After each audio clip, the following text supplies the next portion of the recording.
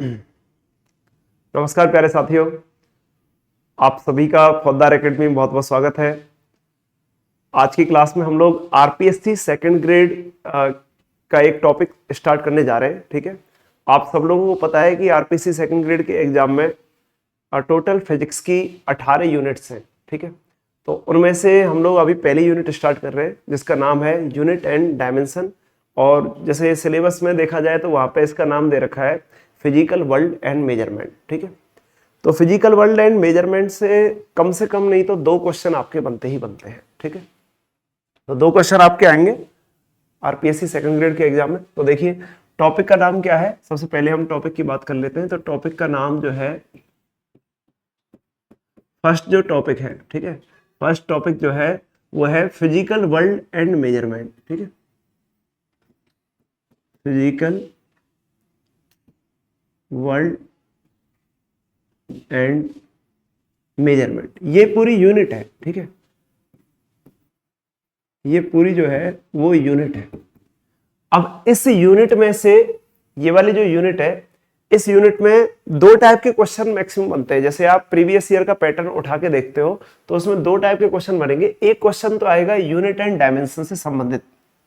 देखिए पहला जो क्वेश्चन आएगा वो आएगा यूनिट एंड डायमेंशन से रिलेटेड। तो यहाँ पे कितने क्वेश्चन बन रहे हैं, नंबर ऑफ 2 क्वेश्चन बनने की पॉसिबिलिटी है यहाँ पे। ठीक है, तो 2 क्वेश्चन बनेंगे, उनमें से एक क्वेश्चन साथियों आएगा यूनिट एंड डायमेंशन से रिलेटेड। ठीक है, तो उसमें यूनिट एंड डायमेंशन से रिलेटेड, ठीक है, एक क्वेश्चन आ जाएगा।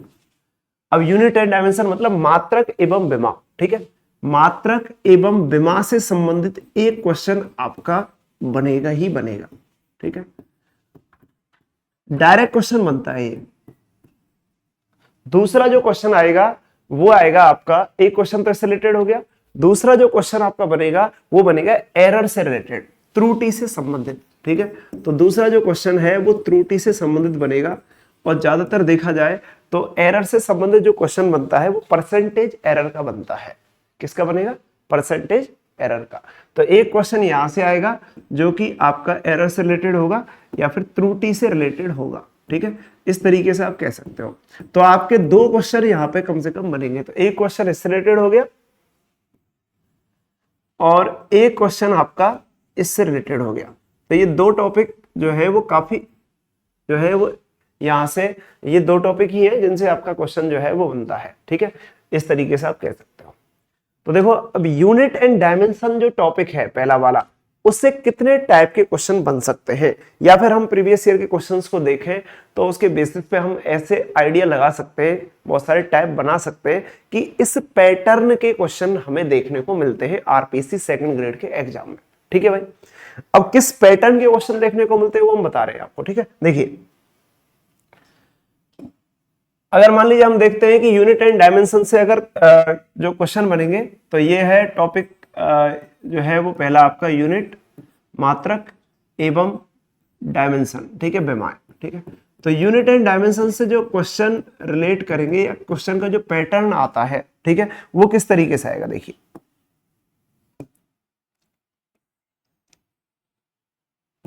इससे जो क्वेश्चन निकल के आएंगे, देखो यहां से जो क्वेश्चन बनेगा, सबसे पहला क्वेश्चन तो पता है इस टाइप का बनता है।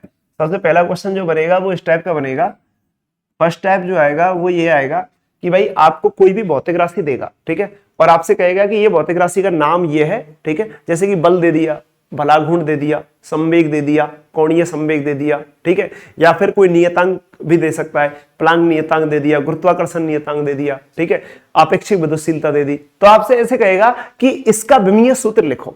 तो पहला टाइप जो बनेगा, ठीक है, इस टाइप से हम कह सकते हैं कि एक इस पैटर्न का क्वेश्चन आता है आपको। इस पैटर्न का जो क्वेश्चन बनेगा वो इस तरीके से बनता है कि पैटर्न नंबर 1, ठीक है, तो पैटर्न नंबर 1 का जो क्वेश्चन बनेगा वो इस टाइप का बनेगा कि भौतिक राशि दे के रखेगा आपको, भौतिक राशि का नाम देगा। ठीक है, और आपसे पूछेगा, भौतिक राशि आपको दी जाएगी। ठीक है, भौतिक राशि का नेम आपको दिया जाएगा। तो इसमें आपको भौतिक राशि का नेम मिलेगा और नेम से आपको इसका विमीय सूत्र या मात्रक लिखना है। तो आपसे पूछा जाएगा मात्रक, ठीक है, या फिर इसका पूछा जाएगा विमीय सूत्र क्या होगा। तो ये बात आप अपने दिमाग में एकदम क्लियर कर लो कि टॉपिक क्या दे, मतलब क्वेश्चन किस टाइप का बनेगा। तो इससे ये वाला जो क्वेश्चन है वो यहां से पूछा जाएगा, ठीक है। तो आपको नाम दिया जाएगा और आपसे कहेगा इसका मात्रक बताइए क्या आएगा, इसका विमीय सूत्र बताइए क्या आएगा, ठीक है। तो इस तरीके से कोई भी नाम दे दिया, जैसे बल दे दिया तो आपसे कहेगा बल का विमीय सूत्र बताइए क्या आएगा, बला गुण दे दिए तो उसका विमीय सूत्र आएगा, वो बताइए वो क्या होगा, ठीक है। एक टाइप का क्वेश्चन यहां से बनता है, एक पैटर्न का क्वेश्चन यहां से बनेगा। दूसरा पैटर्न देखिए, दूसरा पैटर्न जो बनेगा यूनिट एंड डायमेंशन से, वो दूसरा पैटर्न आपका क्या बन सकता है, ठीक है। दूसरा क्वेश्चन बनता है विमाहीन एवं मात्रकहीन राशियों से संबंधित। आपसे कहेगा कि बताइए ये कोई भी भौतिक राशि है तो वो विमाहीन है या मात्रकहीन है, उससे रिलेटेड कोई क्वेश्चन बन सकता है। तो सेकंड जो पैटर्न बनता है वो यहां पे बनेगा कि आपको ये बताना है कि कोई भी भौतिक राशि जो है वो विमाहीन है या मात्रकहीन है। तो विमाहीन और मात्रकहीन से रिलेटेड एक क्वेश्चन बनता है, ठीक है। तो इसमें जो है ना, इसमें कई तरीके से पूछा जा सकता है क्वेश्चन। कोई भौतिक राशि विमाहीन है तो ये मात्रकहीन हो सकती है या नहीं हो सकती, कोई भौतिक राशि मात्रकहीन है तो ये विमाहीन हो सकती है या नहीं हो सकती, ठीक है। और या फिर ऐसे कह सकता है कि निम्न में से कौन सी भौतिक राशि विमाहीन है, 4 ऑप्शन देगा, उसमें पूछेगा निम्न में से कौन सी भौतिक राशि विमाहीन है, विमाहीन भौतिक राशि छांटिए, ठीक है। या फिर ऐसे कह सकता है कि 2 भौतिक राशियों को युग्म, 2 भौतिक राशियां देगा, 2 के जोड़े देगा और उसमें पूछेगा कि भाई इनमें से कौन सा युग्म है जो विमाहीन भौतिक राशियों को व्यक्त कर रहा है, ठीक है, इस तरीके का। तो एक पैटर्न का क्वेश्चन जो है वो विमाहीन और मात्रकहीन से संबंधित पूछा जाएगा, ऑलराइट, ओके। तो आप देखिए अगला जो पैटर्न का क्वेश्चन बनेगा वो क्या बनेगा, वो ये बनेगा कि आपको कोई भी व्यंजक देगा, आपको कोई भी व्यंजक दिया जाएगा, ठीक है, व्यंजक, कोई भी एक्सप्रेशन दिया जाएगा, ठीक है, एनी एक्सप्रेशन, ठीक है। तो कोई भी एक्सप्रेशन दिया जाएगा भौतिक राशियों से संबंधित, ठीक है, और आपसे कहेगा कि उस एक्सप्रेशन, ठीक है, वो एक्सप्रेशन दे देगा आपको और आपसे कहेगा कि उस एक्सप्रेशन के लिए विमीय सूत्र लिखो, उस एक्सप्रेशन या व्यंजक से संबंधित भौतिक राशि का नाम लिखो, ठीक है। तो ऐसा क्वेश्चन बनेगा, ठीक है। तो इसमें क्या क्वेश्चन बनेगा कि जिसमें आपसे कहेगा कि कोई भी एक्सप्रेशन गिवन है, कोई भी एक्सप्रेशन गिवन है और उस एक्सप्रेशन से संबंधित भौतिक राशि या विमीय सूत्र लिखिए, ठीक है। तो एक्सप्रेशन तो गिवन मिलेगा आपको, तो ये एक्सप्रेशन दिया हुआ है और आपसे पूछा क्या जाएगा, आपसे पूछा जाएगा कि इसका इस एक्सप्रेशन का मात्रक क्या होगा, इस एक्सप्रेशन का विमीय सूत्र क्या होगा। तो ऐसे पूछ लिया इसका मात्रक ज्ञात करो, ठीक है, या फिर पूछेगा इसका विमीय सूत्र ज्ञात करो, विमीय सूत्र ज्ञात करिए, ठीक है। तो ये जो है ये पूछा जाएगा आस्क, ठीक है, ये आपसे क्वेश्चन पूछेगा, ठीक है। तो इस तरीके का क्वेश्चन पूछा जाएगा जिसमें एक्सप्रेशन दिया हुआ रहेगा और मात्रक या विमीय सूत्र लिखना है आपको, ठीक है। जैसे कि मान लो आपको दे दिया कि भाई एग्जाम्पल के लिए जैसे लेते हैं, तो अगर आपको दे दिया जैसे ई नॉट और B naught, E naught upon B naught दे दिया एक एक्सप्रेशन, ठीक है, E naught upon B naught दे दिया कि ये ई नॉट जो है वो जो है विद्युत क्षेत्र का अधिकतम मान है और बी नॉट जो है वो चुंबकीय क्षेत्र का अधिकतम मान है, और आपसे पूछा कि ई नॉट अपॉन बी नॉट किस भौतिक राशि को व्यक्त कर रहा है, या ई नॉट अपॉन बी नॉट की विमा किस भौतिक राशि के विमा के बराबर है। पता है आपको ई नॉट अपॉन बी नॉट की जो विमा होती है वो प्रकाश की चाल के बराबर होती है, ठीक है। या फिर ऐसे पूछ लेगा ई नॉट अपॉन बी नॉट का विमीय सूत्र क्या होगा, ठीक है। तो इस तरीके से पूछेगा। तो एक क्वेश्चन इस तरीके से बनेगा, या तो आप मात्रक लिखिए या विमीय सूत्र लिखिए या उस भौतिक राशि का नाम भी पूछ सकता है, या उस भौतिक राशि का नाम क्या होगा, ठीक है। तो आपसे क्वेश्चन जो है वो उस भौतिक राशि का नाम भी पूछ सकता है कि जो एक्सप्रेशन दिया हुआ है वो भौतिक राशि का नाम क्या है, ठीक है, इस तरीके से। सिमिलर क्वेश्चन ऐसे आरपीएससी में ऐसे पूछा जाता है। एक क्वेश्चन इस तरीके से पूछा गया कि भाई under root mu nought epsilon nought, इसका विमीय सूत्र लिखिए। तो ये भी एक एक्सप्रेशन है, इसका विमीय सूत्र पूछ लिया, ठीक है। इसका नाम भी पूछ सकता है कि ये किसको रिप्रेजेंट कर रहा है, ठीक है, कौन सी भौतिक राशि को रिप्रेजेंट कर रहा है। तो आप जानते हो कि ये जो है ना, ये under root mu nought epsilon nought जो है वो आपको वो रिप्रेजेंट कर रहा है 1/c को, ठीक है, मतलब 1/ प्रकाश की चाल, क्योंकि c बराबर होता है 1/ under root mu nought epsilon nought, तो ये 1/ प्रकाश की चाल को व्यक्त कर रहा है, ठीक है। तो इस तरीके के सवाल पूछे जाते हैं, ठीक है। तो एक सवाल इस तरीके से व्यंजक से संबंधित पूछेगा आपसे, ठीक है, व्यंजक से संबंधित। एक पैटर्न आपका ये बन गया, तो ये पैटर्न नंबर हो गया 3, ठीक है। एक पैटर्न विमा और यूनिट एंड डायमेंशन से रिलेटेड ये पूछा जाएगा। तो मैं आपको वो पैटर्न समझाने की कोशिश कर रहा हूं कि जिस पैटर्न पे आधारित सवाल आपके आते हैं, ठीक है। एक पैटर्न आपका इस तरीके का बनता है, देखिए 4th नंबर का पैटर्न। क्योंकि देखो आपको जब एक बार पैटर्न क्लियर हो जाएगा कि सवाल किस टाइप के बनते हैं, तो हमें उसी हिसाब से पढ़ना है।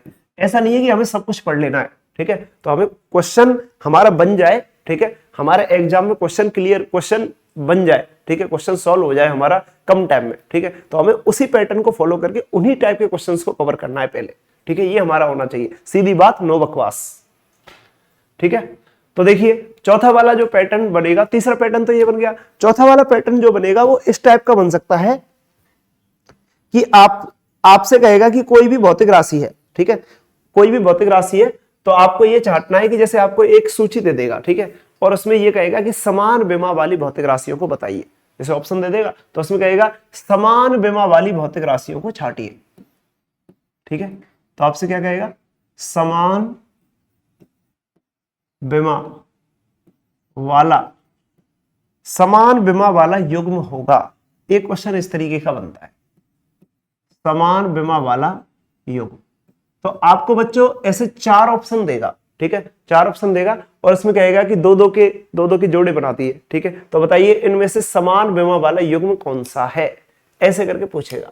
तो उन 4 ऑप्शन में से आपको समान विमा वाला युग्म छांटना है। तो समान विमा वाला युग्म आप छांट लोगे तो एक क्वेश्चन इस तरीके का बनता है, ठीक है। ओके, एक पैटर्न यहां पर इस तरीके का बनेगा, देखिए ये 4 पैटर्न हो गए। एक पैटर्न जो है, 5वां पैटर्न जो है वो इस तरीके का बनेगा कि आपको कोई भी एक समीकरण दिया जाएगा, ठीक है, आपको कोई भी एक समीकरण दिया जाएगा, ठीक है, और उस समीकरण से आपको यह बताना पड़ेगा कि इस समीकरण में कुछ नियतांक दे देगा ए बी सी इस तरीके से। ये काफी फेमस क्वेश्चन है आरपीएससी का, और उसमें यह पूछेगा आपसे कि बताइए इसका विमा क्या होगा, ठीक है। तो देखिए इस तरीके का क्वेश्चन देगा कि जिसमें आपसे कहेगा कि एक समीकरण दिया हुआ है, समीकरण गिवन है, तो ये समीकरण गिवन होगा, ठीक है, और उस समीकरण में से आपसे पूछेगा कुछ नियतांकों की विमा, ठीक है। तो ये समीकरण गिवन होगा और उसमें से आपसे कुछ पूछेगा कि जैसे a/b की विमा ज्ञात करो, या a की विमा ज्ञात करो, b की विमा ज्ञात करो, इस तरीके से। तो कोई भी समीकरण दिया हुआ मिलेगा और आपसे पूछेगा कि a/b की विमा निकालो, a की विमा निकालो, तो a और b को वहां पे कोई नियतांक होंगे, ठीक है, उनकी विमा आपको ज्ञात करनी है। जैसे कि मान लीजिए आपको कह दिया कि f बराबर ऐसे लिखा हुआ है, f बराबर at प्लस में bt², ये लिख दिया, और आपसे कह देगा कि यहाँ पे भाई t जो है वो समय है और बल F जो है वो बल है, तो आपसे पूछा जाएगा a/b की विमा निकालो, ठीक है।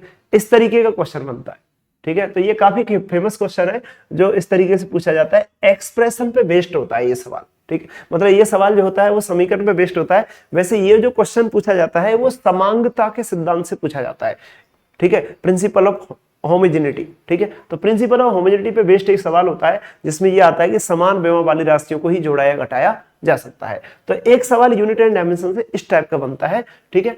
और एक सवाल जो बनेगा ना वो ये बनेगा सूची मिलाने वाला। एक छठा जो पैटर्न आएगा, ठीक है, 6 नंबर का जो पैटर्न आएगा वो आएगा कि आपको एक सूची देगा, ठीक है, सूची नंबर 1 और एक देगा सूची नंबर 2, ठीक है, और इनका आपको क्या करना है, मिलान करना है, मिलान करना है। सूची नंबर 1 और सूची नंबर 2 देगा और इसमें क्या करना है, आपको मिलान करना पड़ेगा, ठीक है। तो सूचियों के मिलान से संबंधित क्वेश्चन भी आता है। छठा पैटर्न का जो क्वेश्चन बनेगा वो इस तरीके से आएगा कि आपको कोई भी सूची देगा और उस सूची से संबंधित आपको मिलान करना है। जैसे सूची नंबर 1 दे दी, ठीक है, तो सूची नंबर 1 में भौतिक राशियों के नाम लिख दिए, सूची नंबर 2 में उनके मात्रक लिख दिए, ठीक है। तो आपसे कहेगा कि बताइए आपसे कहेगा कि इनको मिलान कीजिए, तो आप मिलान करोगे तो सूची नंबर 1 में जो है और सूची नंबर 2 में जो है, ठीक है, उनका मिलान करना है कि ए में 3rd बनेगा, बी में 2nd बनेगा, सी में 4 बनेगा। तो इस टाइप का एक क्वेश्चन जो है वो इस तरीके से बन सकता है, ठीक है। तो ये आपको ध्यान रखना है साथियों कि इस टाइप के क्वेश्चन जो है वो आपके बनेंगे। क्लियर है? इस टाइप से आप कह सकते हो। एक क्वेश्चन जो आपका बनेगा वो आपका बनेगा कि आपका कन्वर्जन से संबंधित एक क्वेश्चन जो है वो 7वें पैटर्न का जो क्वेश्चन बनेगा वो इस तरीके से बन सकता है कि कन्वर्जन से संबंधित, ठीक है। आपको क्या करना पड़ेगा, कन्वर्जन करना पड़ेगा। कन्वर्जन कैसे करना पड़ेगा कि एक मात्रक पद्धति से दूसरी मात्रक पद्धति में कन्वर्जन का क्वेश्चन बनेगा, ठीक है। तो कन्वर्जन, ठीक है, conversion from one unit system to other unit system. तो एक यूनिट सिस्टम है आपके पास, एक यूनिट से दूसरे यूनिट में, जैसे सीजीएस दे दिया तो सीजीएस से एमकेएस में बदलो, एमकेएस से सीजीएस में बदलो। तो इस तरीके का कुछ क्वेश्चन बन सकता है, सीजीएस से एमकेएस में बदलना या एमकेएस से सीजीएस में बदलना, इस टाइप से। तो इस टाइप का जो कन्वर्जन आएगा तो कन्वर्जन का एक सवाल आपका यहां से बन सकता है, ठीक है। तो इस टाइप के यूनिट एंड डायमेंशन से मैक्सिमम पॉसिबिलिटी या मैक्सिमम पैटर्न के जो सवाल होते हैं वो इस टाइप से बनते हैं, ठीक है। तो यूनिट एंड डायमेंशन का जो पैटर्न है वो लगभग 7 टाइप का या 7 पैटर्न के क्वेश्चन यहाँ से देखने को मिलते हैं। तो अब तक का जितना भी पीवाईक्यूज है उन सबके एनालिसिस के बेसिस पे हमने देखा है कि इस टाइप के क्वेश्चन आपको देखने को मिलते हैं, ओके। तो ये यूनिट एंड मेजर डायमेंशन से रिलेटेड जो क्वेश्चंस है वो इस टाइप के आपको देखने को मिलेंगे, जिनका सॉल्यूशन हमें मतलब जो क्वेश्चन है उनकी प्रैक्टिस हमें करनी है। और इस टाइप के क्वेश्चन अगर आप रेडी कर लेते हो तो 100% आपका एक क्वेश्चन यहाँ से तैयार हो जाएगा, ठीक है। जो गलत होने की कोई पॉसिबिलिटी नहीं है, बिल्कुल करेक्ट हो जाएगा, ओके।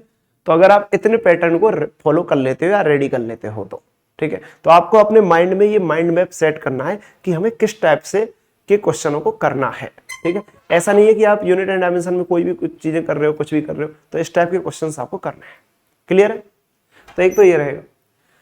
अब देखिए एक जो है साथियों एक पैटर्न यहां पे दूसरा ये बनता है,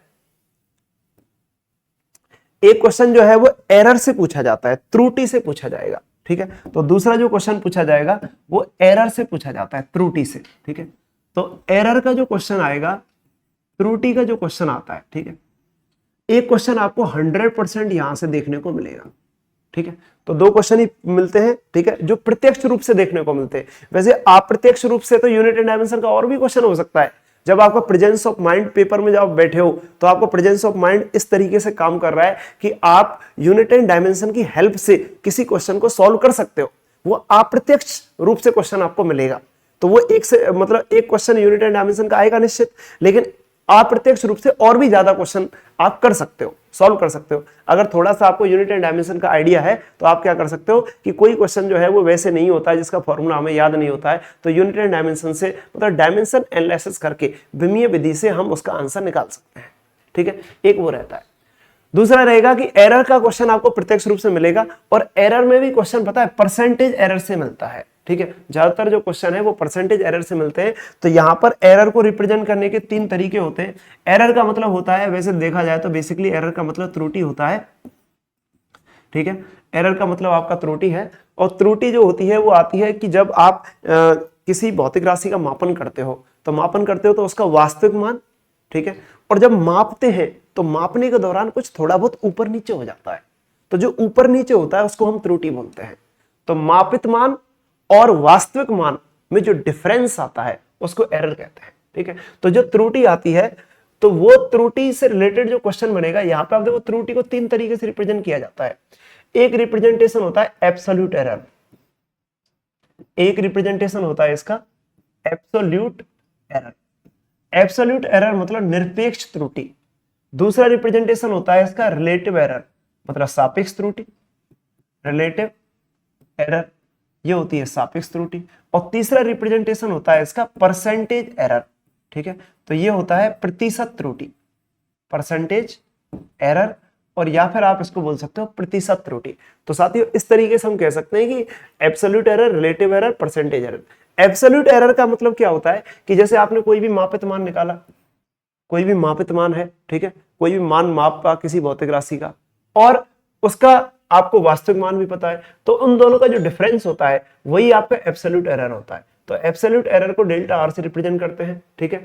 अब आपका रिलेटिव एरर क्या होगा? रिलेटिव एरर का मतलब होता है कि डेल्टा आर अपॉन आर, ठीक है। और परसेंटेज एरर का मतलब क्या होता है? Delta r upon r into में 100, ठीक है।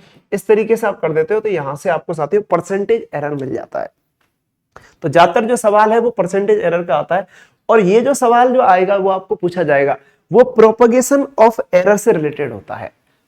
ठीक है। तो आप देखिए मैक्सिमम जो आपके क्वेश्चन पूछे जाते हैं वो प्रोपेगेशन ऑफ एरर से रिलेटेड होते हैं। जैसे मान लो इस तरीके से कह दिया कि कोई भी भौतिक राशि है और उसको इस तरीके से लिखा जा रहा है, जैसे कोई भौतिक राशि हमने जेड लिख ली, तो जेड बराबर क्या लिखा हुआ है, जेड बराबर लिखा हुआ है एक्स की पावर, ठीक है।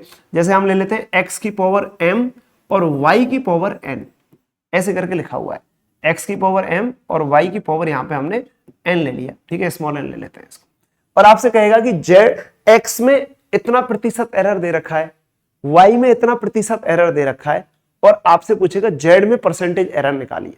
तो आपको इसको इस वाले सवाल को सॉल्व करने के लिए ये वाला फॉर्मूला फॉलो करना पड़ेगा कि भाई जेड में percentage error delta z upon z बराबर क्या आएगा, ये आएगा m times delta x upon x plus n times delta y upon y. ये वाला जो क्वेश्चन, ये वाला जो फॉर्मूला है, ठीक है, इस फॉर्मूले में बेस्ड आपका क्वेश्चंस देखने को मिलता है, ठीक है। तो ये फॉर्मूला आपको डायरेक्ट याद रखना है, ठीक है, कि डेल्टा जेड अपॉन जेड में जो एरर, मतलब जेड में जो रिलेटिव एरर आ रहा है उसको ऐसे लिखा जा सकता है। अगर आप इसमें 100 का मल्टीप्लाई कर दोगे तो परसेंटेज एरर आएगा, तो परसेंटेज एरर इसका रखो, इसका रखो, और फिर आपका जेड का मिल जाएगा यहां से, ठीक है। तो इस तरीके का क्वेश्चन बनता है जो कि एरर से रिलेटेड क्वेश्चन होगा। क्लियर है? तो अभी तक मैंने आपको बताया है कि पैटर्न किस तरीके का बनेगा जिससे आपका क्वेश्चन 100% हो जाए पेपर में। तो इस तरीके से दो टाइप के क्वेश्चन बनते हैं, एक क्वेश्चन एरर से मिलेगा 100% और दूसरा क्वेश्चन जो है वो यूनिट एंड डायमेंशन से मिलेगा। और यूनिट एंड डायमेंशन के मैंने आपको 7 टाइप्स बताए, 7 पैटर्न। उन 7 पैटर्न से बाहर कोई क्वेश्चन आरपीएससी में आएगा ही नहीं, गारंटी है, उससे बाहर कोई क्वेश्चन पूछा ही नहीं जाएगा, और एरर से रिलेटेड ही आएगा, ठीक है। तो यही पैटर्न आपको देखना है बस। तो इन पैटर्न से संबंधित आप क्वेश्चन तैयार कर लीजिए, ठीक है। तो इसमें 7 पैटर्न है, ये सबको क्लियर होगा, ठीक है। और इसमें ये एरर का है दूसरा, ये वाला, ठीक है। तो ये आपका रेडी हो जाता है, तो आपका 100% आपके 2 क्वेश्चन जो है वो यहां से पक्के हो जाता है, ठीक है। 2 क्वेश्चन आपके कहीं नहीं जा रहे वाले। ओके साथियों, तो अब हम चैप्टर की शुरुआत करते हैं, ठीक है, स्टार्टिंग करते हैं। तो देखिए स्टार्टिंग में हम लोग इस चैप्टर की शुरुआत कर रहे हैं, तो सबसे पहले क्या है, ये वाला जो चैप्टर है, यूनिट एंड डायमेंशन वाला जो चैप्टर है, इसमें सबसे पहले हमें भौतिक राशियां पढ़ाई जाती हैं, ठीक है, फिजिकल क्वांटिटीज, ठीक है। तो सबसे पहले हम शुरुआत यहीं से करते हैं, ठीक है। कोई भी भौतिक राशि इस तरीके से हमें बताई जाती है, देखो इस तरीके से क्या रहेगा, भौतिक राशि। तो पहला टॉपिक जो है वो यहाँ पे यही आता है कि भौतिक राशियां।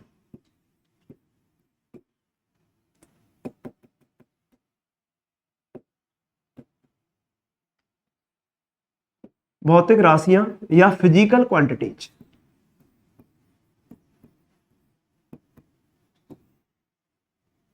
देखिए भौतिक राशियां मतलब भौतिक जगत को मापने का साधन होता है, वो भौतिक राशियां होती हैं। और भौतिक राशियां जो है आपने सुनी होगी, लंबाई, द्रव्यमान, समय, ताप, पदार्थ की मात्रा, ज्योति तीव्रता, ये सारी जो चीजें हैं वो भौतिक राशियां हैं, ठीक है। तो यहाँ पे हमें यही पढ़नी है भौतिक राशियों के बारे में।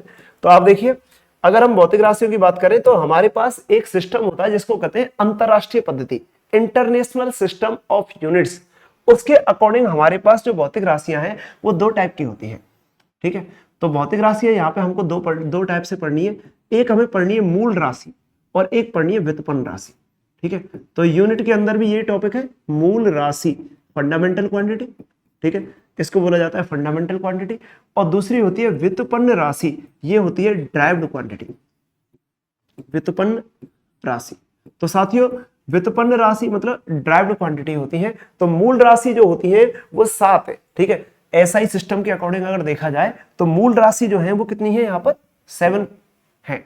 तो फंडामेंटल क्वांटिटीज की अगर बात करते हैं, मूल राशियों की अगर बात करते हैं, तो बच्चों मूल राशि जो है वो यहाँ पे 7 है, अपने को देखने को मिलेगी, ठीक है। सबसे पहला है लंबाई, दूसरा क्या है द्रव्यमान, अगला क्या है ताप, अगला क्या है पदार्थ की मात्रा,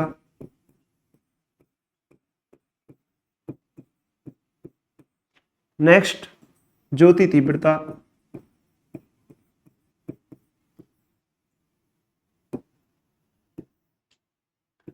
ज्योति तीव्रता, ठीक है। एक है आपका करंट, इलेक्ट्रिक करंट, विद्युत धारा,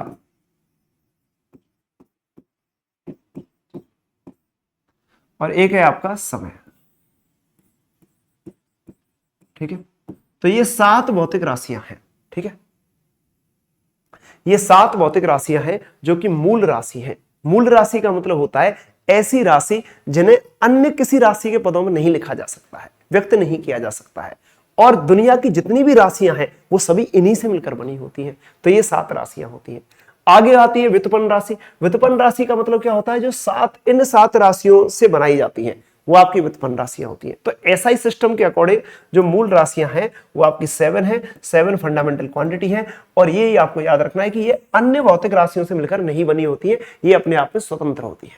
तो ये होती है आपकी मूल राशियां। ठीक है, अब यहाँ पे कुछ इनके मात्रक होते हैं। तो समय का जो मात्रक होता है, ठीक है, वो अलग अलग यूनिट सिस्टम में लिखा जाता है। ठीक है, तो पदार्थ की मात्रा, ज्योति तीव्रता, विद्युत धारा, लंबाई, द्रव्यमान, समय, ताप, ये आपको याद रखनी है। ये मूल राशियां हैं 7 प्रकार की। ठीक है, और व्युत्पन्न राशि जो होती है, मूल राशि क्या होती है, अपने आप में स्वतंत्र होती है, ये याद रखना है।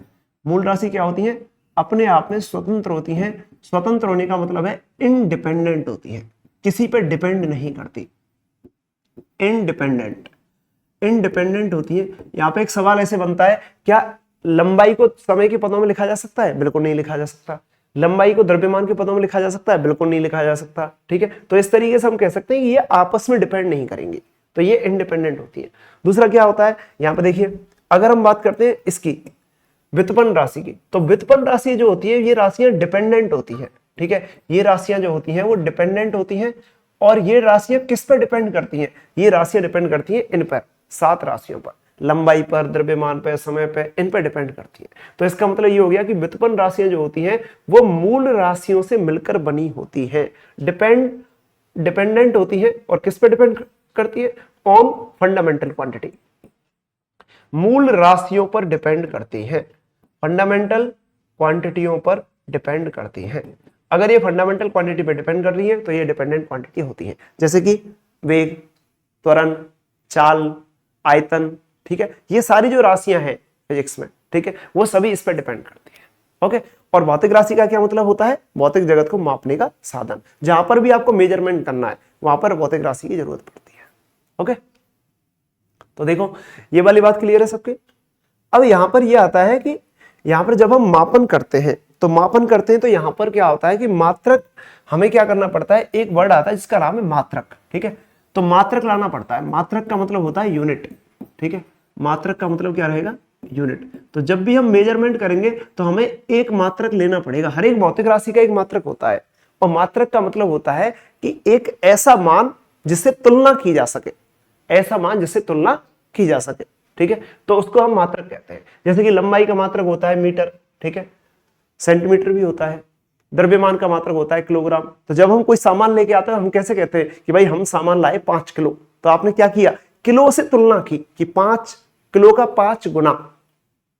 आप कोई जो है जैसे आपको यहां से और घर तक जाने मान लो आपको लगा 10 सेकंड, तो आपने क्या किया, 1 सेकंड से तुलना की कि कितने सेकंड लग गए, 10 गुना सेकंड लग गए। तो वो तुलना का मतलब होता है मापन। तो मात्रक एक फिक्स होता है हर एक भौतिक राशि के लिए, एक संदर्भ मान होता है। ठीक है, और मापन का क्या मतलब होता है? तुलना करना। मापन का क्या मतलब होता है? तुलना करना। तो मापन, या फिर हम कह सकते हैं इसको मेजरमेंट। ठीक है, तो जब भी हम मेजरमेंट करते हैं तो मेजरमेंट का मतलब होता है तुलना करना। ठीक है, तो ध्यान रखिएगा, मेजरमेंट में क्या आएगा? कंपैरिजन आएगा। तो मेजरमेंट में तुलना की जाती है, तुलना। और तुलना किससे की जाती है? मात्रक से। तो मात्रक से तुलना की जाती है। और जब भी हम मेजरमेंट करते हैं तो भौतिक राशि का परिमाण लिखा जाता है। और भौतिक राशि का परिमाण इस तरीके से लिखा जाता है, n × u। तो जब भी हम मेजरमेंट करते हैं, कोई भी भौतिक राशि का मान लिखते हैं तो कैसे लिखते हैं? 3 मात्रक, 4 मात्रक, 10 मात्रक, 3 किलो, 4 किलो, 10 किलो, 5 मीटर पर सेकंड, 10 मीटर पर सेकंड, 20 मीटर पर सेकंड। तो जो यहां पे लिखा जा रहा है ना 20 मीटर पर सेकंड, वो क्या है? n है, वो होता है n। 20 का मतलब हो गया n और u का मतलब हो गया मात्रक। तो इसको बोलते हैं संख्यात्मक मान,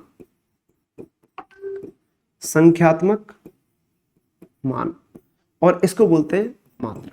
तो किसी भी भौतिक राशि का जब किसी भौतिक राशि को जब मापा जाता है तो उसमें दो चीजें इंपॉर्टेंट होती है, एक होता है संख्यात्मक मान और एक होता है उसका मात्रक। ठीक है, तो ये याद रखना है आपको। तो किसी भौतिक राशि का जब मापन करेंगे तो मापन कैसे किया जाता है, n × u के पदों में किया जाता है। जैसे कि हम एग्जाम्पल के लिए किसी वस्तु की लंबाई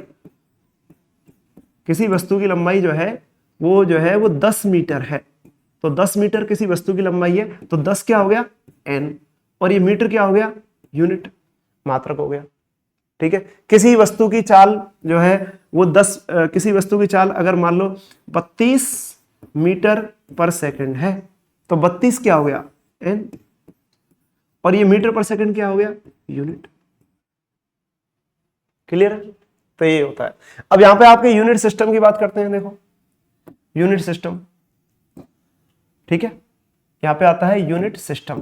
ठीक है, यूनिट सिस्टम को हिंदी में बोला जाता है मात्रक पद्धतियां। ठीक है, मात्रक पद्धति। तो यहां पर आपको मात्रक पद्धति की बात करते हैं, यूनिट सिस्टम मात्रक पद्धति। तो देखिए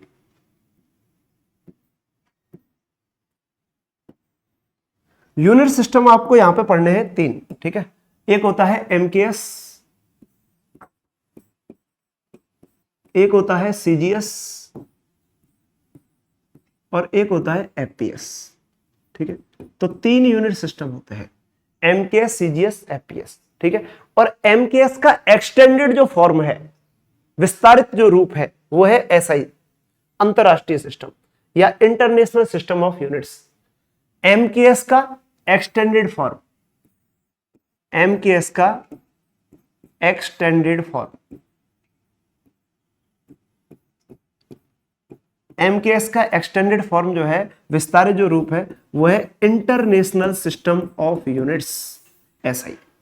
तो SI पद्धति जिसको बोला जाता है इंटरनेशनल सिस्टम ऑफ यूनिट्स। ठीक, जैसे आप कहते हो ना किसी वस्तु का, किसी भौतिक राशि का SI मात्रक लिखिए, तो वो यही है। तो MKS का एक्सटेंडेड फॉर्म। अब ये जितने भी यूनिट सिस्टम मैंने यहां पे बनाए, यहां पे हमने 3 यूनिट सिस्टम बताए, एक बताया MKS, एक बताया CGS और एक बताया FPS। ये तीनों यूनिट सिस्टम जो होते हैं वो केवल 3 भौतिक राशियों का ही मापन करते हैं। ये तीनों यूनिट सिस्टम 3 भौतिक राशियों का ही मापन करते हैं। एक करता है लंबाई, द्रव्यमान और समय। ठीक है, ये तीनों यूनिट सिस्टम 3 भौतिक राशियों का ही मापन करेंगे। एक किसका करेंगे, लंबाई का, लंबाई, द्रव्यमान और समय। ये 3 यूनिट सिस्टम इन 3 भौतिक राशियों का ही मापन करेंगे, लंबाई का, द्रव्यमान का और समय का। ठीक है, तो ये आपको याद रखना है कि MKS, CGS, FPS तीनों में लंबाई, द्रव्यमान, समय का ही मापन किया जाता है। ठीक है, अब देखिए अगर हम बात करते हैं इसकी फुल फॉर्म की, ठीक है, तो यहाँ पे क्या रहेगा कि यहाँ पर ये जो है ना MKS में इसका पूरा नाम होता है, सब लोग जानते हैं, मीटर किलोग्राम सेकंड। तो MKS में M का मतलब क्या है मीटर, K का मतलब क्या है किलोग्राम और S का मतलब क्या है सेकंड। तो मीटर किलोग्राम सेकंड ये होता है। उसी तरीके से यहां पे देखिए, यहां पर क्या रहेगा,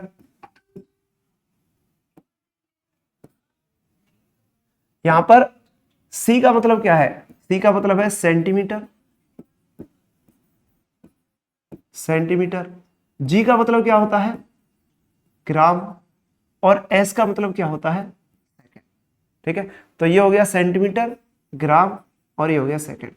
ऐसे देखिए यहां पे क्या होता है, FPS में अगर देखा जाए तो FPS में F का मतलब होता है फुट, P का मतलब होता है पाउंड, P का मतलब होता है पाउंड और S का मतलब क्या होता है, S का मतलब होता है सेकंड। ठीक है, तो ये 3 चीजों का ही मापन करते हैं, लंबाई, द्रव्यमान और समय। तो लंबाई का मात्रक होगा यहाँ पे MKS में देखा जाए तो मीटर, द्रव्यमान का होगा किलोग्राम और समय का होगा सेकंड। ठीक है, तो इन तीनों यूनिट सिस्टम में एक बात देखिए, ये तीनों यूनिट सिस्टम क्या कर रहे हैं, लंबाई को माप रहे हैं, द्रव्यमान को माप रहे हैं और समय को माप रहे हैं। लेकिन समय इन तीनों में कॉमन है, समय का मात्रक इन तीनों में कॉमन है। ठीक है, तो समय का मात्रक तीनों मात्रक पद्धतियों में सेम होता है। ठीक है, तो ये आपको याद रखना है कि समय का मात्रक, समय का जब हम मात्रक बात करते हैं तो समय का मात्रक तीनों सिस्टम में सेम होता है। तीनों क्या, चारों में सेम होता है, एम के एस में भी सेम होता है, ठीक है, एसआई सिस्टम में भी सेकंड ही आता है। तो ये कह सकते हैं कि चारों यूनिट सिस्टम में एम के एस, सीजीएस और एफपीएस, तो चारों सिस्टम में सेम होता है, चारों सिस्टम, चारों पद्धतियों में सेम होता है।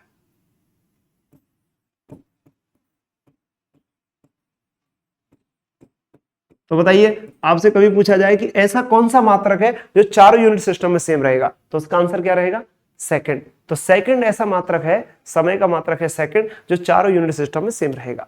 और ये तीनों यूनिट सिस्टम क्या मेजर करते हैं, ये तीनों यूनिट सिस्टम लंबाई, द्रव्यमान और समय का मेजरमेंट करते हैं। और एमकेएस का एक्सटेंडेड फॉर्म क्या है, एसआई यूनिट सिस्टम है।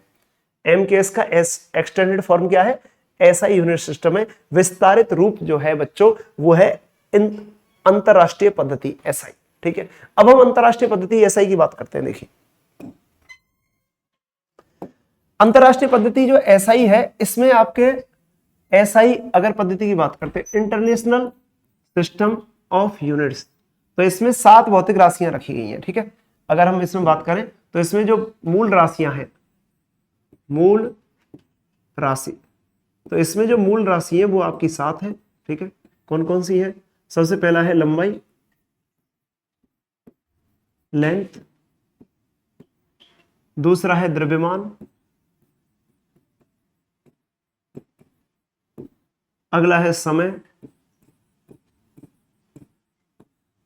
अगला है ताप,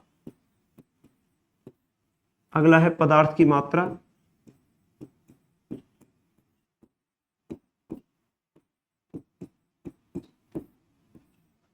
अगला है ज्योति तीव्रता,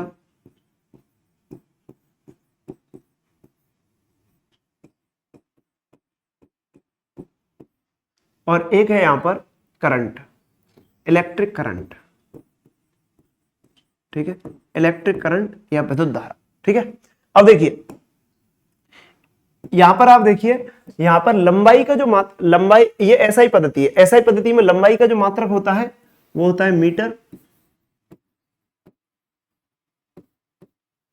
द्रव्यमान का मात्रक होता है किलोग्राम, और समय का मात्रक होता है सेकंड, ताप का मात्रक होता है केल्विन, पदार्थ की मात्रा का मात्रक होता है मोल, ज्योति तीव्रता का मात्रक होता है कैंडेला, ज्योति तीव्रता का मात्रक क्या रहेगा, कैंडेला, और करंट, इलेक्ट्रिक करंट का मात्रक होता है एम्पियर, ठीक है। इस तरीके से आपका है। तो ये होते हैं आपके एसआई यूनिट सिस्टम में 7 मूल राशियां, ठीक है। इस एसआई यूनिट सिस्टम में ये 7 मूल राशियां जो होती है ना, 7 मूल राशियों के अलावा, इन 7 मूल राशियों के अलावा, ये तो 7 मूल राशियां हो गई, इन 7 मूल राशियों के अलावा यहां पर क्या रहेगा,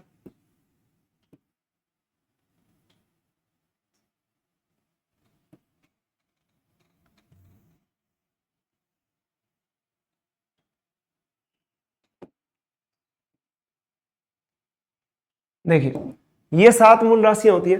इन 7 मूल राशियों के अलावा यहां पर 2 होती है पूरक राशियां, ठीक है। अगर हम बात करते हैं यहां पर 2 पूरक राशियां और होती हैं। देखिए इन 7 मूल राशियों के अलावा यहां पर क्या रहेगा, 2 पूरक राशियां और आती हैं, ठीक है, पूरक राशियां, ठीक है।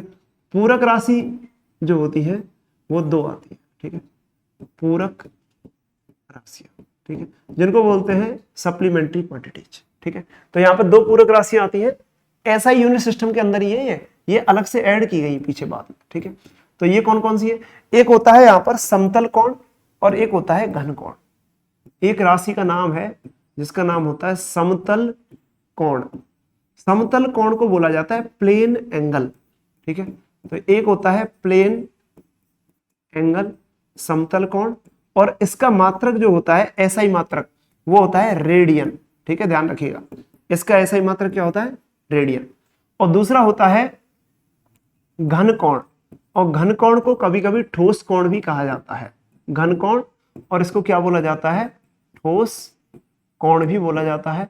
और ये जो ठोस कोण होता है, ठीक है, या इसको हम कह सकते हैं सॉलिड एंगल, इंग्लिश में क्या बोलते हैं इसको, सॉलिड एंगल बोला जाता है। तो ये सॉलिड एंगल जो होता है, इसका जो मात्रक होता है वो होता है स्टेरेडियन, ठीक है, ये आपको ध्यान रखना है, इसका मात्रक क्या रहेगा, स्टेरेडियन रहेगा।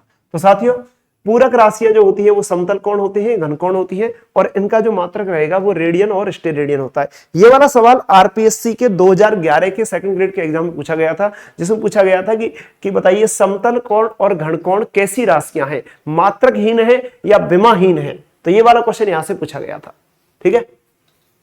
तो ये बेसिक चीजें मैंने आपको बता दी। अब देखो मैं यहाँ पे एक क्वेश्चन पे आता हूं, ठीक है। यहाँ पे एक क्वेश्चन जो है वो इस तरीके से पूछा गया था,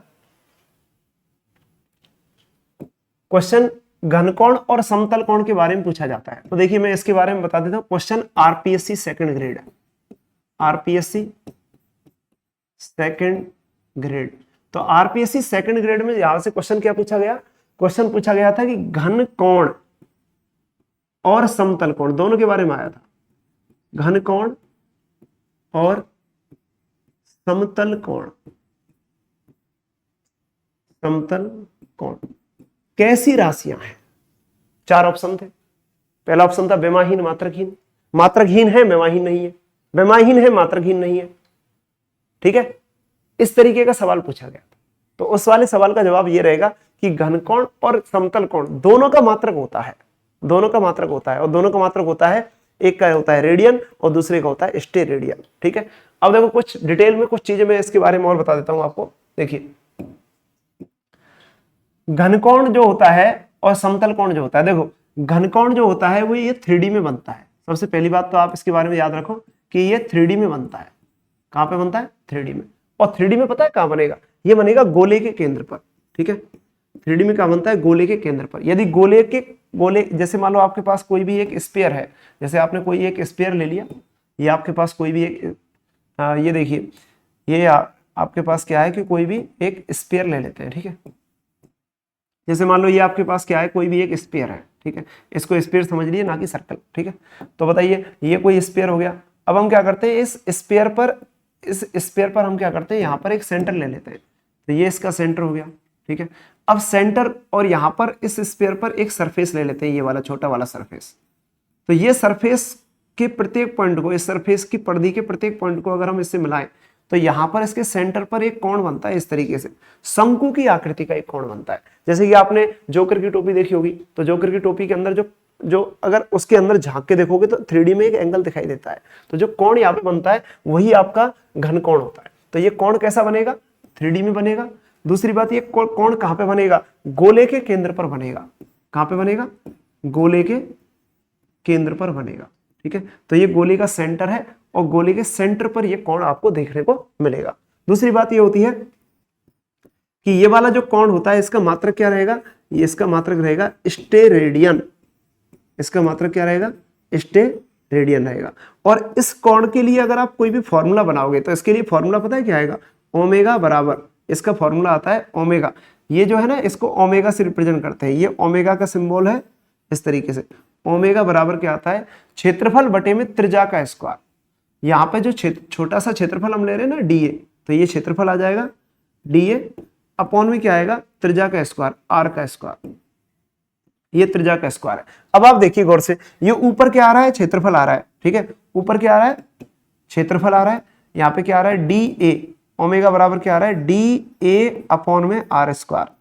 तो डी ए क्या है, क्षेत्रफल है, डी ए क्षेत्रफल है। और आर स्क्वायर भी क्या है, आर स्क्वायर अगर डी ए की विमा लिखोगे तो L2 आएगी, और आर स्क्वायर की विमा लिखोगे वो भी L2 आएगी। तो L2 से L2 कट जाएगा। तो हम ये कहेंगे कि ये जो है ना, ये कैसी राशि है, ये जो है ना, ये विमाहीन राशि है। इसका मात्रक स्टेरेडियन होता है, फॉर्मूला ये होता है। और ये कैसी राशि होती है, विमाहीन। तो ये ध्यान रखना है, ये जो है वो विमाहीन राशि है। क्यों, क्योंकि देखो ऊपर आएगा क्षेत्रफल, क्षेत्रफल का विमा होगा L2, और नीचे आएगा त्रिज्या का स्क्वायर, इसका विमा भी होगा L2। तो L2 से L2 कट जाएगा। तो ये कैसी राशि है, विमाहीन है। लेकिन इसका मात्रक होता है, तो ये मात्रकहीन नहीं है लेकिन विमाहीन है। ये भौतिक राशि मात्रकहीन नहीं है लेकिन विमाहीन है। तो आप क्या बोलोगे, ये भौतिक राशि मात्रकहीन नहीं है, विमाहीन है, ठीक है। ये 3D में बनती है, गोले के केंद्र में बनती है, क्षेत्रफल के द्वारा बनती है। और इसका जो मैक्सिमम मान होता है ना ओमेगा का, ओमेगा का जो मैक्सिमम मान होता है, अधिकतम जो मान होता है, वो ध्यान रखना है आपको 4 पाई रहेगा। क्या रहेगा? 4 पाई। ठीक है, तो ये रहेगा। अब बात करते हैं समतल कोण की। तो देखिए समतल कोण के बारे में क्या डिस्कशन है, समतल कोण के बारे में आपको क्या जानना होता है। समतल कोण के बारे में देखिए, समतल कोण के बारे में बात करते हैं तो समतल कोण, सबसे पहली बात तो यह है कि समतल कोण जो है वो 2D है, द्विविमीय है। 2D का मतलब हो गया द्विविमीय, प्लेन में बनता है। अब प्लेन में कौन सी आकृति होती है जो सममित होती है? वो होती है वृत्त। तो ये क्या बनता है? वृत्त के केंद्र पर बनेगा, वृत्त के सेंटर पर। अब ये वृत्त के सेंटर पर बनेगा, ठीक है, ओके। इसका मात्रक क्या होता है? इसका मात्रक होता है रेडियन। इसका जो मात्रक है वो होता है रेडियन।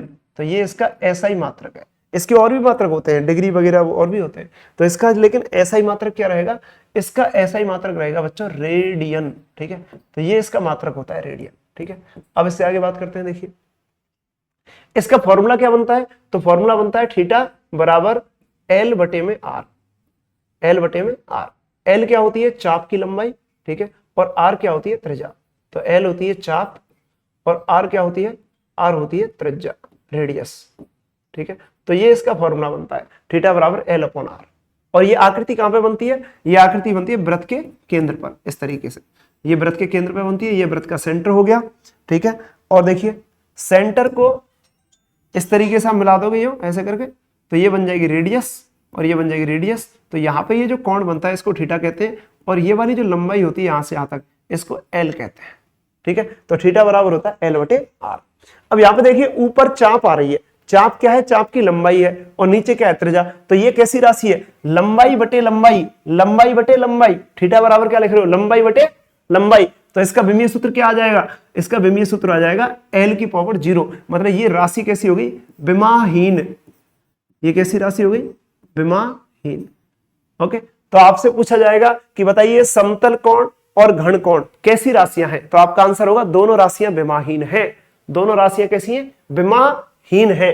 क्या इनका कोई मात्रक भी होता है? यस, तो इनका मात्रक होता है। तो आप क्या बोल दोगे कि ये दोनों राशियां जो हैं वो विमाहीन है लेकिन मात्रकहीन नहीं है। ठीक है, विमाहीन है लेकिन मात्रकहीन नहीं है। तो आप इस तरीके से बोल दोगे कि ये दोनों राशियां जो है वो विमाहीन है लेकिन मात्रकहीन नहीं है। तो इनके बारे में क्या कमेंट किया जाएगा? इनके बारे में यही कमेंट किया जाएगा, कमेंट। तो इसके ऊपर एक कमेंट कर देते हैं, एक टिप्पणी कर लेते हैं। तो टिप्पणी क्या कर लेते हैं कि समतल कोण और घन कोण, समतल कोण और घन कोण दोनों ही। समतल कोण मतलब प्लेन एंगल, प्लेन एंगल, और दूसरा है सॉलिड एंगल। तो प्लेन एंगल और सॉलिड एंगल के ऊपर अगर कोई कमेंट किया जाए तो इसके ऊपर कमेंट क्या किया जा सकता है कि ये दोनों राशियां जो हैं वो विमाहीन है। विमाहीन मतलब डायमेंशन लेस, विमाहीन है लेकिन मात्रकहीन नहीं है। अगर कोई कहता है कि क्या ये मात्रकहीन भी है, तो आंसर रहेगा ये मात्रकहीन नहीं है। तो ये विमाहीन है लेकिन ये मात्रकहीन नहीं है। ये दोनों बात आप याद रखोगे। तो इसके ऊपर एक क्वेश्चन आता है जो कि आरपीसी सेकंड ग्रेड पूछा भी गया है। ठीक है, तो मैंने पूरा डिटेल में आपको ये समझा दिया कि दोनों में क्या होता है, दोनों में क्या डिफरेंस है। ठीक है, और कहाँ कहाँ बनते हैं, कैसी आकृति होती है, क्या होता है, ये वाला क्वेश्चन जो है वो आपका यहाँ से रेडी हो गया है। ऑलराइट, तो इस तरीके से आप कह सकते हो कि एक क्वेश्चन आपका यहाँ से रेडी हो जाएगा। ओके, और दूसरी बात हमने ये देख लिया यहाँ पर कि मूल राशियां कितनी प्रकार की हैं, 7 प्रकार की हैं, और ये हो गया। ठीक है, तो ये सभी हमने राशियों के बारे में यहाँ पर डिस्कस कर लिया है। ऑलराइट, अब हम डिस्कस करते हैं इसमें नेक्स्ट। तो हमारा नेक्स्ट डिस्कशन जो आता है वो डायमेंशन से रिलेटेड आता है, विमाओं से रिलेटेड आता है। ठीक है, तो अब देखो इसमें एक चीज, एक पॉइंट जो मैंने स्टार्टिंग में आपको बताया उसका भी थोड़ा सा ध्यान रखना है कि किसी भी भौतिक राशि का जब हमने मापन किया था, किसी भौतिक राशि का जब हमने मापन के बारे में बताया था, ठीक है, तो मापन के बारे में हमने क्या बताया आपको? मापन के बारे में हमने आपको यह बताया कि मापन जब भी करोगे तो तुलना करोगे, और तुलना करोगे तो जब मापन करते हो तो मापन जो आता है उसको ऐसे लिखा जाता है n इंटू यू के रूप में। और n इंटू यू क्या होता है? किसी भी भौतिक राशि का जो होता है वो परिमाण होता है। तो किसी भौतिक राशि का जब हम परिमाण लिखते हैं तो परिमाण क्या लिखा जाता है? n इंटू यू के रूप में लिखा जाता है। परिमाण को क्या बोला जाता है? परिमाण को हम बोलेंगे मैग्नीट्यूड। ठीक है, परिमाण क्या बोलते हैं? मैग्नीट्यूड। तो किसी भी फिजिकल क्वांटिटी का जब हम मैग्नीट्यूड लिखते हैं, ठीक है, किसी भी फिजिकल क्वांटिटी का जब हम मैग्नीट्यूड लिखते हैं, मैग्नीट्यूड, तो किसी भी फिजिकल क्वांटिटी का जो मैग्नीट्यूड होता है उसको लिखा जाता है n इंटू यू। तो ध्यान रखना n इंटू यू रहेगा, परिमाण जो रहेगा n इंटू यू जो रहेगा वो एक मात्रक पद्धति से दूसरी मात्रक पद्धति में जाने पे कांस्टेंट रहता है, बदलता नहीं है। n बदल सकता है, u बदल सकता है, लेकिन n इंटू यू का जो गुणा रहेगा वो बदलेगा नहीं। तो एक क्वेश्चन यहां से बनता है कि n इंटू यू का मान जो रहेगा वो सेम रहेगा या बदल जाएगा। तो आंसर क्या रहेगा, n इंटू यू का जो मान है वो बदलता नहीं है। अब ये बदलता नहीं है तो आपको ध्यान रखना है conversion from one unit system to another unit system. अगर आपके पास एक यूनिट सिस्टम है, ठीक है, अगर आपके पास एक यूनिट सिस्टम है, सिस्टम नंबर 1, और एक आपके पास दूसरा यूनिट सिस्टम है, सिस्टम नंबर 2, तो अगर आप एक यूनिट सिस्टम से दूसरे यूनिट सिस्टम में कन्वर्जन कर रहे हो, तो कन्वर्जन के दौरान ऐसी कौन सी चीज है जो नहीं बदलती है? कन्वर्जन के दौरान, कन्वर्जन मतलब रूपांतरण, तो रूपांतरण के दौरान, एक मिनट, तो जब आप कन्वर्जन कर रहे हो तो कन्वर्जन के दौरान आपको ये देखना है कि कौन सी चीज है जो बदलती नहीं है, ठीक है। तो जब आप कन्वर्जन करोगे तो कन्वर्जन के दौरान आपको ये देखना है कि कौन सी चीज जो है वो बच्चों बदलती नहीं है। तो आपका आंसर क्या रहेगा, कन्वर्जन के दौरान NU कांस्टेंट रहता है, NU बदलता नहीं है, NU बदलता नहीं है। तो कौन सी चीज है जो नहीं बदलती है? तो आपको ध्यान रखना है NU नहीं बदलता है, NU नहीं बदलता है। तो यहां से एक एक्सप्रेशन निकल के आ जाएगा कि N is inversely proportional to U। अगर NU कांस्टेंट है तो N is inversely proportional to U आ जाएगा। मतलब यह है कि अगर किसी यूनिट सिस्टम का U बड़ा है तो N छोटा होगा, और N बड़ा है तो U छोटा होगा। तो ये आएगा। तो अगर कभी भी इस तरीके का कोई क्वेश्चन आ जाए जिसमें आपसे पूछा जाए कि N और U के बीच में अगर हम ग्राफ खींचते हैं तो बताइए इनमें से कौन सा ग्राफ जो है वो पॉसिबल है। तो देखिए N और U के बीच में जब आप ग्राफ खींचोगे, N और U के बीच में जो ग्राफ खींचोगे तो ये ग्राफ जो है ना वो रेक्टेंगुलर हाइपरबोला के जैसा बनेगा, ठीक है, आयताकार अतिपरवलय के जैसा बनेगा। जब भी ऐसा कभी ग्राफ आ जाए जिसमें N inversely proportional to U आ रहा है तो ऐसा ग्राफ जो होगा वो इस टाइप से दिखता है। देखिए ऐसे, यहां से ऐसे चालू होगा और ये ऐसे कंटिन्यूअसली ऐसे डिके करेगा, तो इस तरीके का ग्राफ आएगा। तो ये N inversely proportional to U का ग्राफ होगा। तो N वर्सेस U ग्राफ इस तरीके का बनेगा, ठीक है।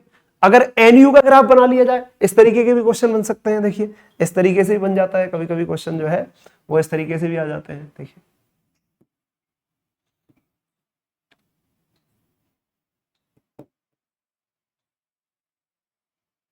देखिए NU का ग्राफ ऐसे बन गया। अब कभी कभी क्या होता है, ऐसे भी पूछ लेते हैं कि NU का ग्राफ क्या आएगा, ठीक है, ऐसे आ गया, मान लीजिए NU का वर्सेज U के साथ ग्राफ क्या आएगा। तो NU का U के साथ ग्राफ क्या आएगा। तो देखो आप क्या देख रहे हो, NU का मान तो नियत है, NU तो बदल नहीं रहा, N तो बदल रहा है, U बढ़ेगा N घटेगा, ऐसे हो रहा है, लेकिन NU तो नियत है। तो NU नियत है तो NU का जो ग्राफ आएगा वो इस तरीके का आ जाएगा। NU जो है वो U के साथ नहीं बदल रहा, तो कांस्टेंट का ग्राफ ऐसे आएगा। ऐसे भी पूछ सकता है कि NU का N के साथ ग्राफ कैसे आएगा। देखिए NU का N के साथ ग्राफ कैसे आएगा। जैसे मान लो यहाँ पे ये हो गया N और ये हो गया NU, तो इसका ग्राफ कैसे आएगा। तो NU का मान तो बदल ही नहीं रहा, तो दूसरी अक्ष पे आप कुछ भी ले लो, ग्राफ ऐसे ही आएगा, ठीक है, इस तरीके से। और N का U के साथ चेक करोगे तो U के साथ N बदल रहा है, तो ऐसे आएगा। तो U के साथ N बदल रहा है तो इस तरीके से गिरेगा। क्लियर है। तो ये मात्रक एवं मापन से संबंधित ये चीजें हैं, ये आपको ध्यान रखना है, ठीक है। और जब N इंटू U जो होता है ना वो कांस्टेंट होता है।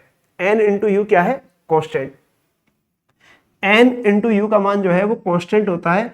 इसको लोग इस तरीके से भी लिखते हैं कि मान लो एक यूनिट सिस्टम से हम लोग दूसरी यूनिट सिस्टम में जा रहे हैं, तो यहां पर क्या रहेगा, NU कांस्टेंट है, NU कांस्टेंट है। तो इसको हम ऐसे भी लिख सकते हैं कि N1U1 बराबर होता है N2U2। तो एक मात्रक पद्धति से दूसरी मात्रक पद्धति में रूपांतरण के दौरान ये वाला फॉर्मूला जो है वो काफी काम में आता है, जिसमें लिखा जाता है N1U1 बराबर N2U2।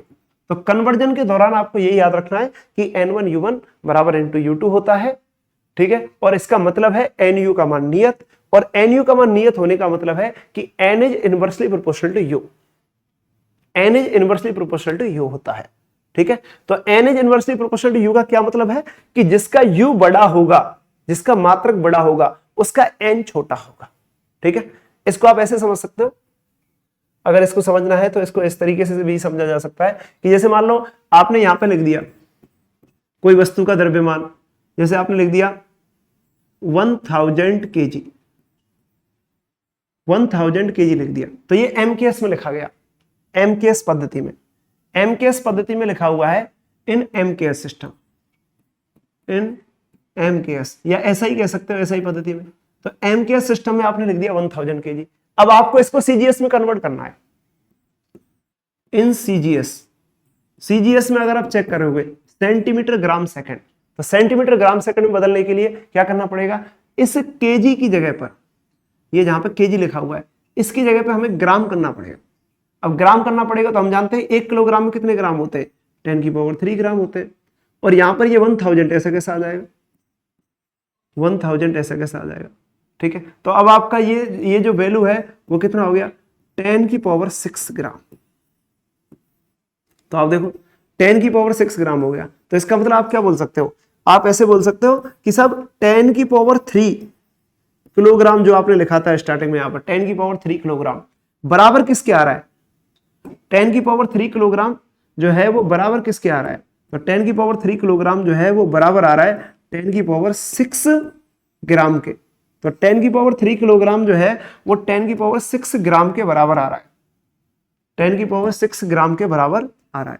इसका मतलब क्या है, इसका मतलब बच्चों ये है कि यहां पर जो ये लिखा हुआ है, ये जो लिखा हुआ है ये है N1, ये जो लिखा हुआ है ये है U1, ठीक है, पहली मात्रक पद्धति में, और ये है बच्चों N2 और ये है U2। तो एक मात्रक पद्धति से दूसरी मात्रक पद्धति में जाने पर N का मान भी चेंज हो गया और U का मान भी चेंज हो गया, लेकिन इन दोनों का जो मल्टीप्लाई है N1U1 बराबर आ रहा है N2U2 के। तो N गुणा U करने पर जो भौतिक राशि, जो N गुणा U करने पर जो मान आ रहा है, जो परिमाण आ रहा है, वो नहीं बदल रहा। तो परिमाण का मान नियत है, लेकिन N1 भी बदल गया, N2 भी बदल गया, N1 N2 में बदल गया और U1 U2 में बदल गया। अब आप इसमें देखिए एक बात कि यहां पर क्या देख रहे हो कि N2 बड़ा है, 10⁶ जो है वो बड़ा है, 10⁶ जो है बड़ा है, और 10�3 छोटा है। इसका मतलब क्या है कि जिसका N बड़ा है उसका U छोटा होगा। तो ग्राम जो होता है वो छोटा होता है, अल्पमान होता है, और किलोग्राम जो होता है जो बड़ा मान होता है, ठीक है। तो यहां पे यही बात जो हमने आपको बताई थी कि N is inversely proportional to U।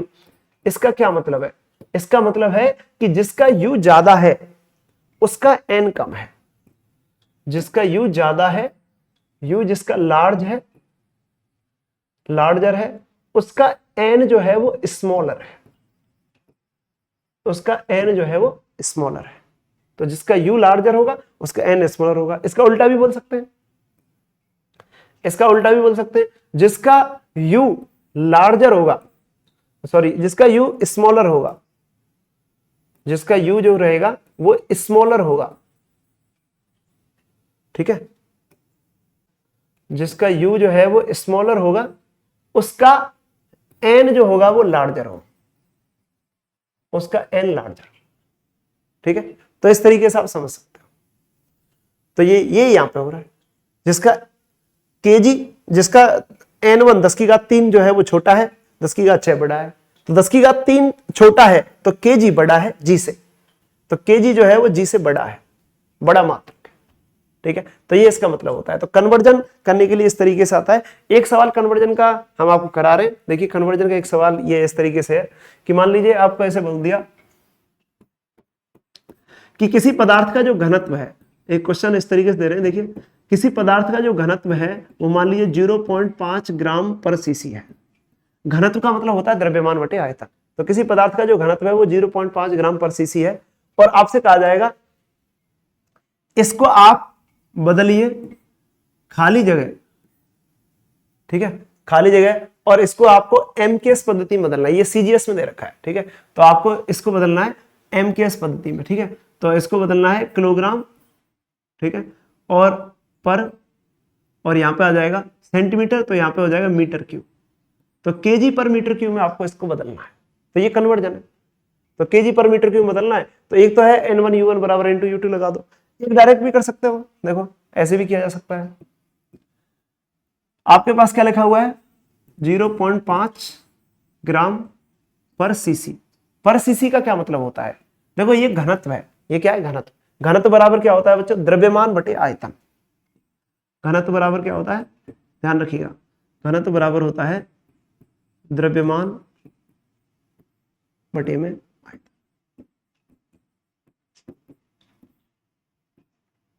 तो घनत्व बराबर द्रव्यमान बटे आयतन, तो यहां पे देखो ये द्रव्यमान हो गया और ये आयतन हो गया, आयतन को लिखते हैं लंबाई गुणा चौड़ाई गुणा ऊंचाई ऐसे करके, तो यहाँ पे सेंटीमीटर, सीसी का मतलब क्या है, सीसी का मतलब है यहाँ पे सेंटीमीटर क्यूब, सीसी का मतलब क्या है सेंटीमीटर का क्यूब, क्यूब को बोल दिया है सी, सेंटीमीटर का क्यूब, तो ये लिखा हुआ है, तो यहाँ पे क्या हो जाएगा 0.5 ग्राम पर सीसी, तो इसको ऐसे लिख सकते हैं, ये आ जाएगा 0.5, अब देखो ग्राम को किलोग्राम में बदलना है, तो ये हो जाएगा 10⁻³ किलोग्राम, और यहाँ पे हो जाएगा सेंटीमीटर, सेंटीमीटर का मतलब होता है, देखो ये सीसी लिखा हुआ है, इसका मतलब ये क्या लिखा हुआ है, ये ऐसे लिखा हुआ है 0.5, और यहाँ पे लिखा हुआ है ग्राम, और नीचे लिखा हुआ है सेंटीमीटर का क्यूब, सेंटीमीटर का क्यूब, तो ये हो जाएगा 10⁻³ kg, और सेंटीमीटर को क्या लिखोगे 10⁻² मीटर, और इसका क्या हो जाएगा क्यूब, इसको आप सॉल्व करोगे तो ये हो जाएगा 0.5 इंटू में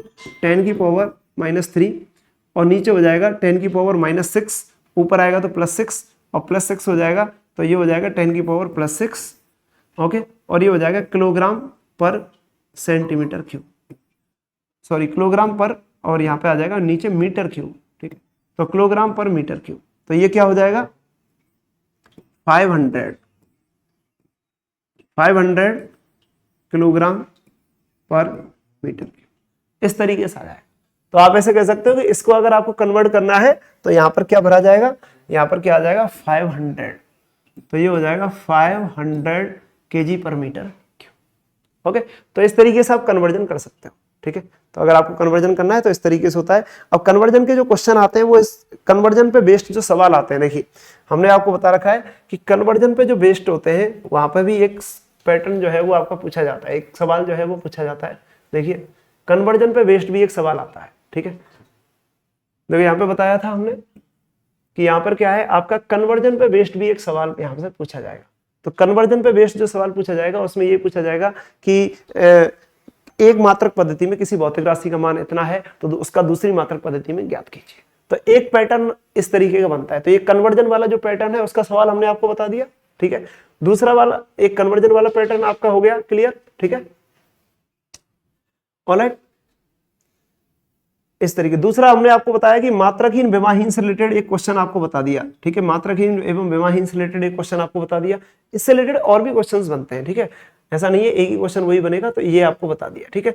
अब देखिए नेक्स्ट जो पैटर्न आपको बनेगा, अब देखो मैंने आपको क्या बताया है कि आपको यूनिट सिस्टम कौन कौन से वो आपको डिस्कस कर दिया, आज हमने क्या क्या डिस्कस किया है, देखिए हमने डिस्कस कर लिया है यूनिट सिस्टम के बारे में, ठीक है, यूनिट सिस्टम हमारे जो होते हैं वो 3 होते हैं, एक होता है MKS, एक होता है FPS और एक होता है CGS, ठीक है।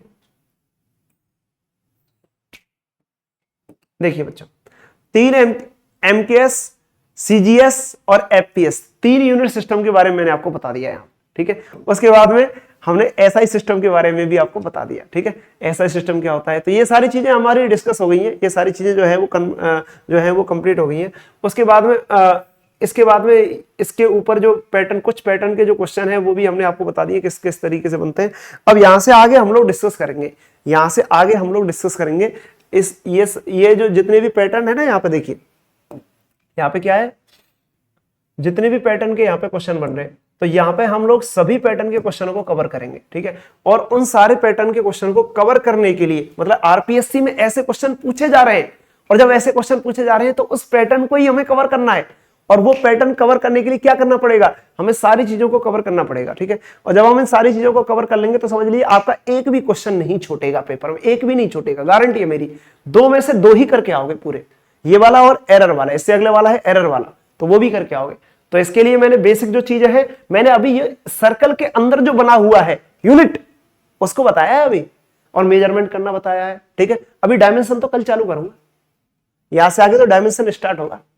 अभी तो केवल यूनिट के बारे में ही इंट्रोडक्शन दिया है थोड़ा सा, ठीक है। डायमेंशन आपका कल स्टार्ट होगा। और अब देखो एक बात ध्यान रखना, ये है भौतिक राशियां, ठीक है। इसमें यूनिट एंड डायमेंशन वाला जो चैप्टर है ना, ये पूरे फिजिक्स का निचोड़ है। 18 यूनिट है आपके सिलेबस में, 18 यूनिट में हर एक चैप्टर में यूनिट पूछी जाती है और डायमेंशन भी पूछा जाता है, तो हर एक का आपको पढ़ना है। तो ये ऐसा नहीं है कि इस चैप्टर को पढ़कर, इस चैप्टर में हम लोग जो है वो पूरे 18 यूनिट्स को तो पूरी भौतिक राशियों को याद नहीं कर सकते।